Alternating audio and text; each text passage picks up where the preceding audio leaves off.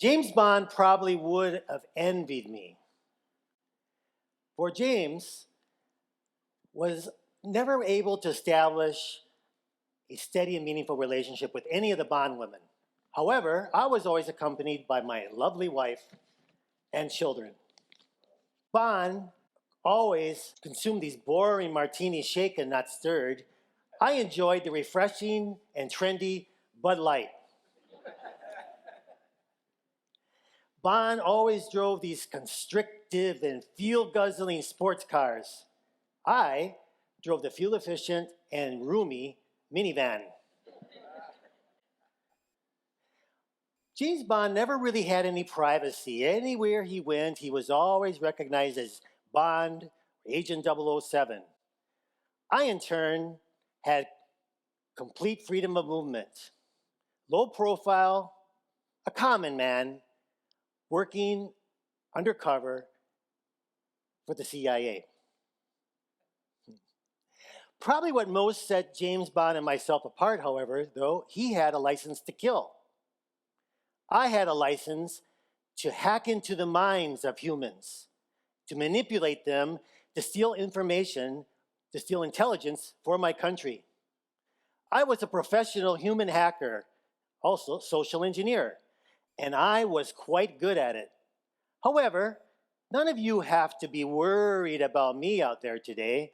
I am long retired.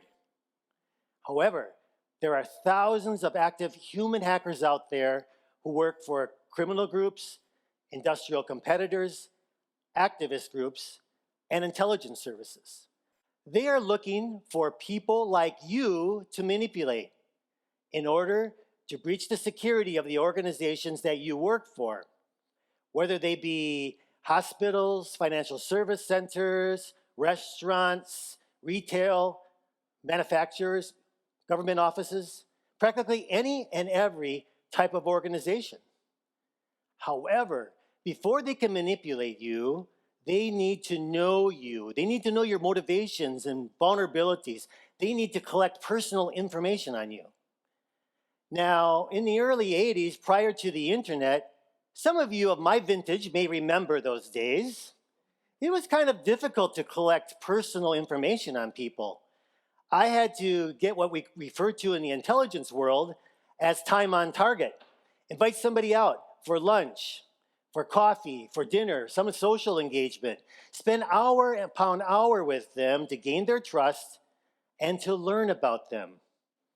However, today, human hacker does not even have to gain contact with you. We freely and routinely upload personal information for mass consumption onto our social media. Now, what can a human hacker learn about you, learn about us, from going through our social media profiles? Those of us on LinkedIn can learn about our academic and professional work history, our certifications and licenses that we have, the professional associations that we belong to, great insight into our career aspirations. For those of us on Facebook, they may be able to learn our birthday, our relationship status, our hobbies, our interests. What's our favorite sports team? Favorite book, favorite movie? Where have we traveled to? Who did we travel with? Where are we planning to travel in the future? Pictures are worth 1,000 words. And from our pictures, a human hacker can get a great idea of our social economic status. Then those of us on Instagram who are regularly updating our picture posts provide the human hacker with our pattern of life. Where do we go to on a regular basis other than to our work and back home? Perhaps to the gym, perhaps the happy hour with our friends, to the beach, shopping at Costco. Then those on Twitter are uploading, posting, tweeting their beliefs and opinions on different things, especially their pet peeves. On behalf of all human hackers, thank you very much. This is a treasure trove of information. But how might a human hacker utilize this information now? The opportunities abound. And before I touch upon them, let me give you an idea of Why is human hacking so successful? Why is it so prevalent? It is because of our need, our desire to trust. We have this tendency to trust. And trust is not a bad thing. Trust is what binds individuals together into functioning societies. However, the danger is that blind trust, when we readily believe everything that's conveyed to us. And it's this blind trust that a human hacker will take advantage of in leveraging in order to manipulate us. Now, let me break down human hacking techniques or ploys into communication channels. How do we interact with each other? How might a human hacker reach out to you in an attempt to manipulate you? Now, Mark thought that he knew everything he needed to know about phishing. He was told that phishing takes the form of an email that's sent out from what appears to be a trusted organization that has a malicious link to be clicked on or a malicious attachment to be opened. And once it's clicked on or open, it will upload malware into your computer and potentially into your company's IT network. He never thought that he would fall victim to such a ploy. But what Mark didn't know is that basic phishing is the playground of lazy human hackers. We professionals will utilize that information that we've acquired on you through your social media to have direct, unique approaches. And instead of sending it via email, we might create a social media profile, a fake profile, fake persona, an avatar. And in this, we can create it with commonalities that you would be interested in. Perhaps the same university that you graduated from, a same profession, fan for the same sports team, or even a passionate for the same humanitarian cause. And just like a text message, those messages on social media can also carry a link, can carry an attachment. So in Mark's particular case, the human hacker established a profile claiming to be a fellow US Marine and also graduate from Mark's alma mater, the University of Virginia. Now, Mark readily accepted the invitation to connect, and he felt already a certain bond, rapport with this individual. They exchanged a couple of messages, and then the profile sent the fake persona, sent to Mark an attachment. He readily opened it up, and when he did, it uploaded malware into his device, the same device he used to log into his company's network. Result, ransomware.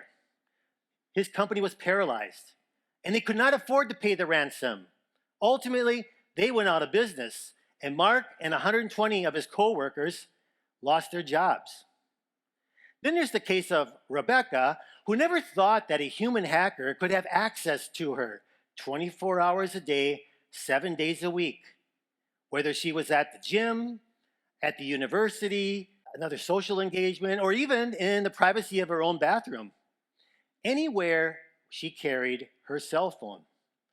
A text message, just like an email, just like a social media message, can also carry a malicious link or a malicious attachment. In Rebecca's case, the human hacker sent to her what appeared to be a message from the animal hospital where she had taken her dog the previous week for emergency treatment.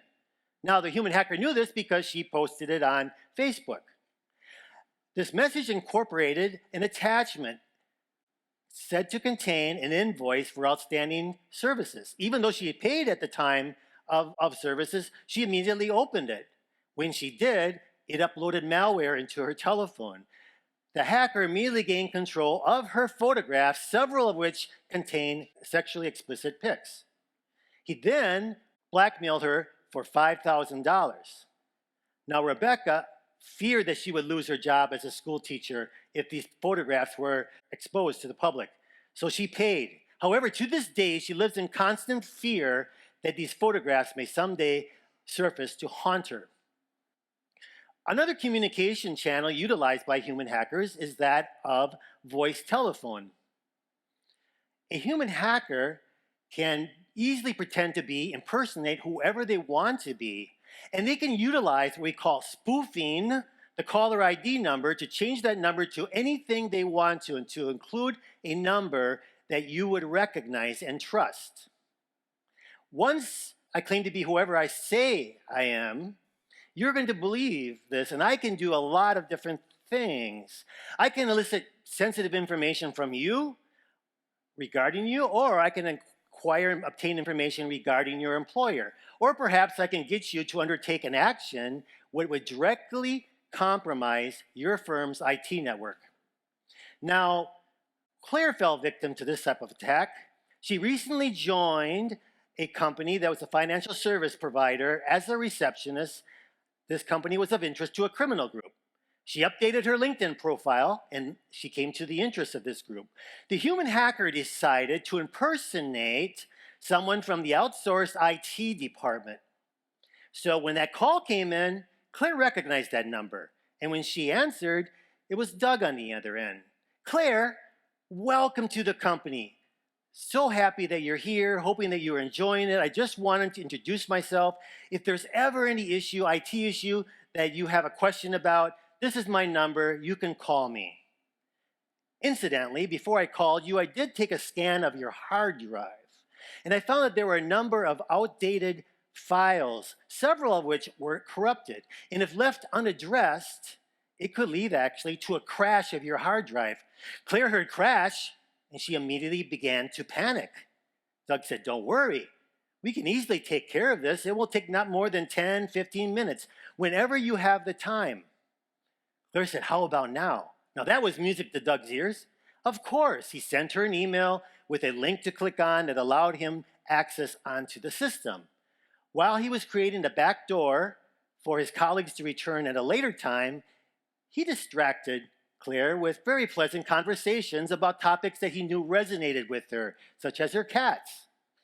After about 10, 15 minutes, he said, Claire, we're all done. She was so appreciative for someone like Doug, who really helped her avoid what could be a terrible crash of her hard drive, not realizing that she had actually would be facilitating a breach of her company's IT network that would cost them $7 million.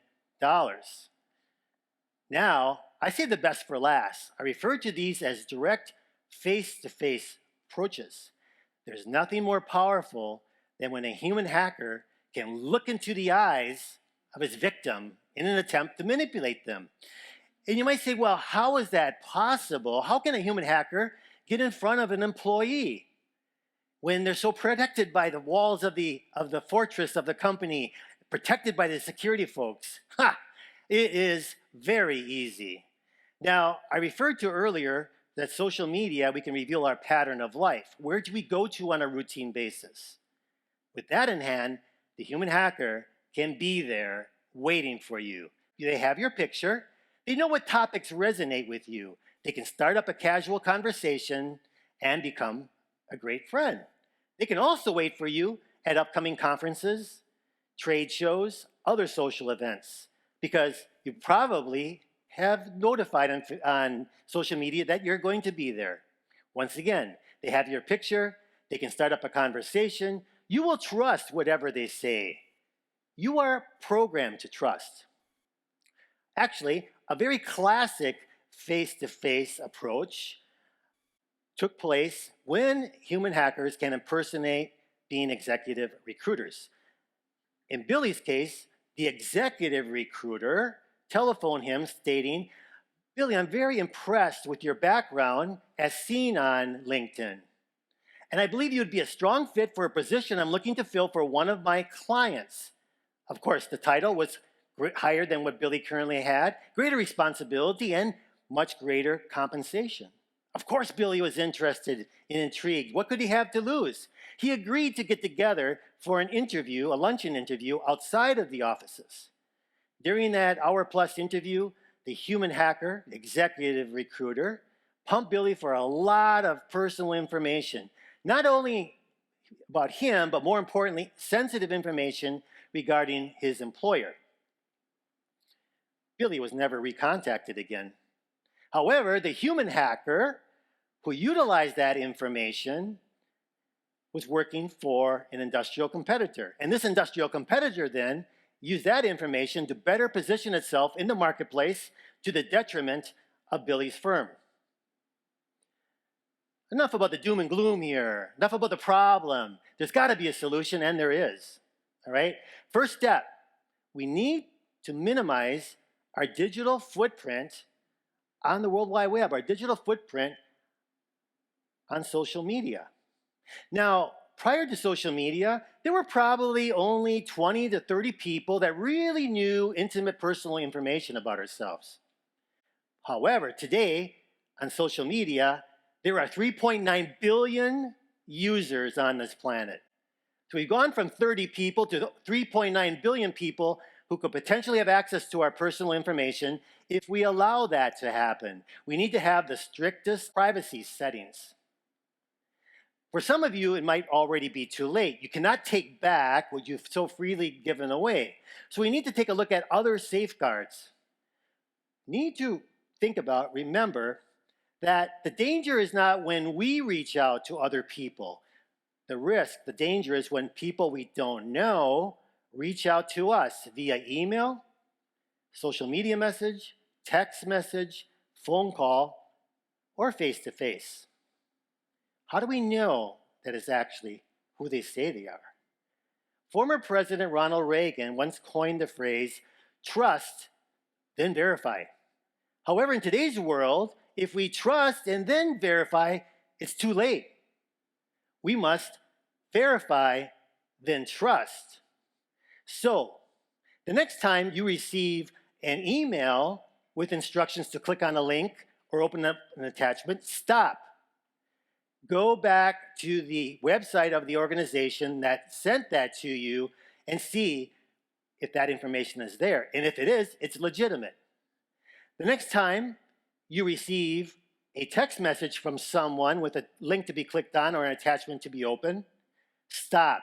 Call the sender to verify that they've actually sent that to you. The next time you receive a phone call from someone asking you for sensitive information or asking you to undertake an action, stop. Ask for a callback number and call them back later. Verify, then trust. These three simple words, if we incorporate these into our interactions with other people, will help save you from human hackers like me. Thank you very much.